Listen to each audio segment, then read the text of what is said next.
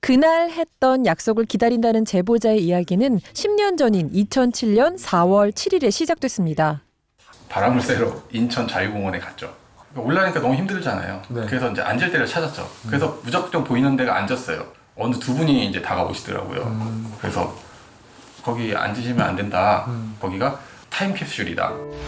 연애하던 시절 바람을 쐬러 간 공원에서 무심코 앉은 곳이 의자가 아니라 타임캡슐이었답니다.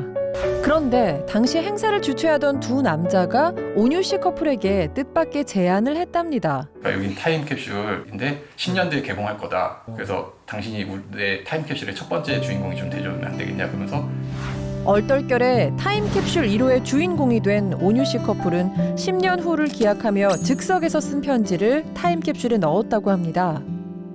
우연히 타임캡슐에 앉았던 그날 이후 부부의 삶이 180도 달라졌다는데요.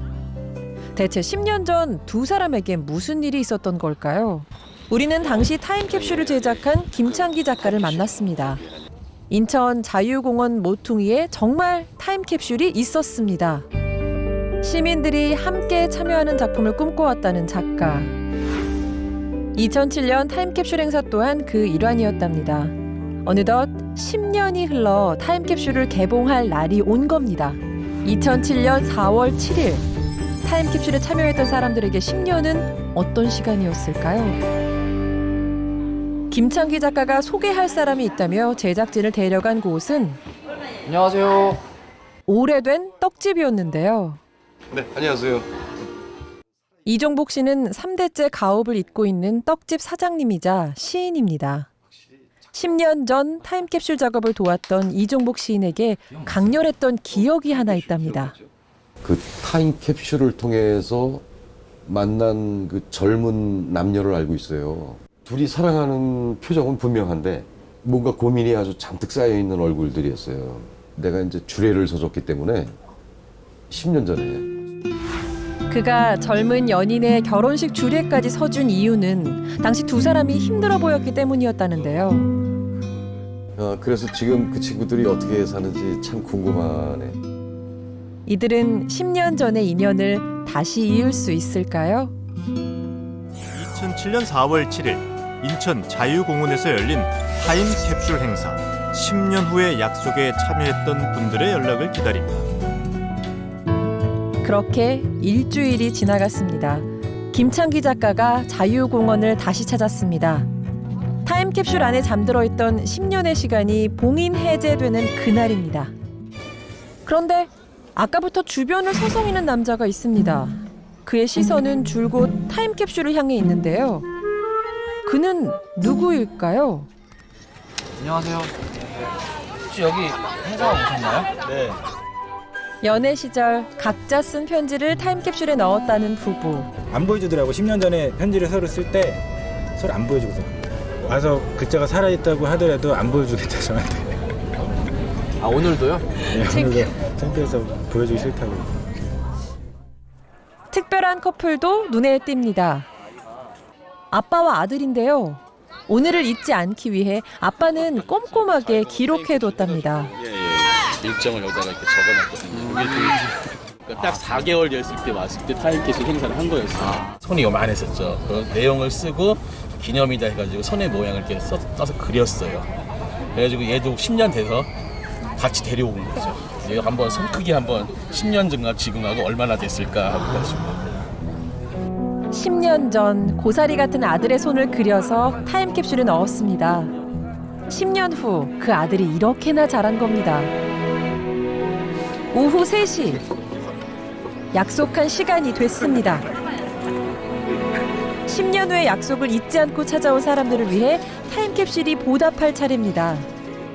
긴 잠을 자는 편지들을 깨워야 할 시간인데요. 마침내 타임캡슐이 열리고 소망과 기대가 담긴 편지들이 모습을 드러냅니다. 최선희, 김영석 이분 없으시죠? 잠깐만. 우리 거랑 이거 우리 거다. 아 그래요? 아들 이름으로 된 빨간 통. 왔어.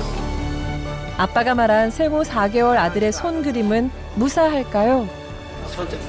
여기 있잖아요. 너 손, 야, 너 손 대봐. 10년 전 아빠는 아들에게 소중한 추억이 될 선물을 봉인했던 겁니다. 한편 편지를 확인한 고현석 씨 부부 표정이 심상치 않습니다. 편지에 쓴 글이 모두 지워져 버린 건데요. 편지 2장 다. 꼬마 2장 다. 아쉽네요. 결국 영원한 비밀로 남게 되네요. 편지는 아쉽게 지워졌지만 그날의 추억과 설렘의 기억은 지워지지 않을 겁니다. 그런데 이종복 시인을 찾아온 이가 있습니다. 우리에게 제보를 했던 온유 씨인데요. 우리 딸 하은이 만나서 반가워요. 왜 이렇게 예뻐? 저기 너 태어나기 전에 내가 너희 엄마하고 아버지를 내가 주례를 서준 사람이야. 10년 전 이종복 시인이 주례를 선 연인이 바로 온유 씨 부부였던 겁니다. 온유 씨 부부가 강렬한 기억으로 자리 잡은 것은 두 사람의 사연 때문이었는데요. 그래서 10년 만의 만남이 더 반갑습니다. 한번 안아보자. 자. 10년 전 그날은 온유 씨 커플이 뜻하지 않은 소식을 듣고 충격에 휩싸였던 때였답니다. 보니까 이제 임신이 된 것 같아서 바람을 쐬러 인천 자유공원에 갔죠. 제가 가려던 이제 길이랑은 좀 다른 길이니까 이제 마음을 좀 정리를 좀 해야겠다. 그분들한테 큰 힘을 얻었던 것 같아요. 아이를 지키기 위한 그런 큰 힘. 결혼 전 예상치 못한 임신으로 고민하던 두 사람에게 이종복 시인은 위로와 격려를 아끼지 않았습니다. 아이를 절대 포기해선 안 된다고 용기를 북돋아 주었는데요.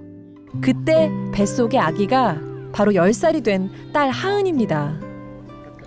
타임캡슐은 선택의 기로에 선 연인에게 마음을 다잡게 해주는 것이었답니다. 김성진 여기 있다. 어디야? 남편 온유 씨는 금세 편지를 찾아냅니다. 특별한 표시를 해놨기 때문인데요. 그러면 타임캡슐 1호. 10년 전 두 사람은 타임캡슐 1호에 어떤 마음을 담았을까요? 사랑하는 우리 아가에게. 아가야, 너가 이 편지를 읽을 때쯤이면 많이 커 있겠지? 너가 내 뱃속에 있다는 게 난 너무 신기하다. 한편으로는 걱정이 앞섰는데 지금 내 마음은 아직은 엄마 될 준비가 되어 있지 않아서 조금은 두렵기도 하고 마음이 무거워. 10년 전 선택이 달랐다면 오늘 같은 행복을 가지지 못했을 겁니다. 앞으로 좋은 애들만 행복한 애들만 가득할 거야. 어쩌면 일생일 때 가장 큰 결정이 이 아이를 지우지 않고 키우겠다고 다짐했던 그런 계기가 됐던 날이었는데 온유 씨 부부에겐 부모가 된 것이 얼마나 잘한 결정인지 커가는 딸을 보며 실감하는 10년이었습니다. 온유 씨 부부는 그날 타임캡슐에 무심코 앉았던 그 순간부터 축복이 시작됐다고 했습니다. 그런데 김창기 작가의 표정이 어둡습니다. 10년 만에 빛을 봤지만 주인에게 돌아가지 못한 편지들 때문입니다. 우리는 타임캡슐 속 편지를 전해주고 싶었습니다. 10년 전에 인천 자유공원에서 타임캡슐 행사 참여하셨던 거 기억이 안 나는데. 2005년 한 몇 년 전쯤에는 생각을 좀 했었는데 잊어버렸네요. 누군가에겐 지워진 기억에 불과하지만 다른 누군가에겐 반가운 소식일 겁니다. 살 수 없네. 급하겠었는데 지금 그대로 돼 있네. 10년 전에 쓴 엄마의 편지처럼 좋은 가정을 이루고 사는 딸. 딸 부부 옆엔 2세가 자라고 있습니다. 안녕하세요. 정영상 씨 되시나요? 네. 정영상 씨는 레스토랑에서 총책임을 담당하는 주방장입니다. 10년 전 그는 20살이었습니다. 그 시절 영상 씨는 무슨 고민을 하고 있었을까요? 내 나이 금년 20살에 하고자 하는 건 많지만 이걸 다시 보는 30살에 과연 그 뜻을 이루어가고 있을까? 혹 많이 약해지고 힘든 시기라도 이 종이가 10년 뒤에 힘이 될 수 있기를 할 수 있다 라고 썼었네요. 이때 제가 많이 힘들었을 때였을 거예요. 제가 원하는 대학에 가지 못하고 시리에 빠져 있을 때였던 것 같아요. 제 기억에는. 그 20살 당시에 저는 힘들었다고 생각했는데 앞으로 더 힘들까 봐 걱정하는 그런 게 좀 감회가 새롭고 고맙기도 하고.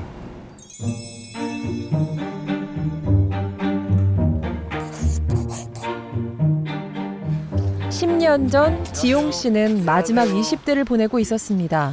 타임캡슐 안에 네. 써놓으신 내용 기억이 나세요? 아, 돈을 어떻게 벌어야겠다 이런 거 쓰지 않았을까요? 근데 그렇게 썼던 것 같아요. 10년 전에도 취업난에 청춘은 고달팠습니다. 재밌는 게 1,000원은 제가 왜 넣어놨을까요? 돈 1,000원에 이어 펜자는 또 왜 넣어놨지? 이번엔 두통약입니다. 두통약은 제가 원래 두통이 있어가지고 잘 갖고 다니는데 그래서 넣었던 것 같아요. 29, 그가 가장 바란 건 불안하게 살지 않는 거였습니다. 정직원처럼 오래 일을 이렇게 하고 안정된 직장을 갖고 싶었는데 알바 같은 개념으로 잠깐 하는 일들만 이루어지니까 보통 직장인들에는 동경 그런 게 있어서 그냥 그런 고민만 많이 했던 것 같아요. 두통약과 단돈 1,000원. 어쩌면 그 시절 불안하고 막막했던 청춘들의 자화상이었는지도 모릅니다. 정 할아버지는 우리가 만난 편지의 주인들 중 가장 연세가 많은 분이었습니다. 지금 37년생, 내일 모레면 이제 만 81가 됩니다. 10년 전 할머니와 함께 자유공원에 산책을 갔다가 편지를 썼다는 할아버지. 제 이름, 큰아들 이름, 며느리 이름. 아마 제가 없었더라면 자식들이 이걸 보고 많이 울었겠죠. 자꾸만 흐르는 눈물 때문에 할아버지는 편지를 읽을 수가 없습니다. 그 마음을 아들도 알 것 같습니다. 누가 생존해 있을지 모르나 미래가 궁금하구나. 최선을 다하여 인생의 유종의 미를 거두기를 간절히 바란다. 할아버지에게 10년은 어떤 시간이었을까요? 뭐 살아있다는 것도 고맙고 또 이렇게 식구가 많이 건강하고 이렇게 살아있는 것도 고맙고 또 제 부모 생각이 그렇게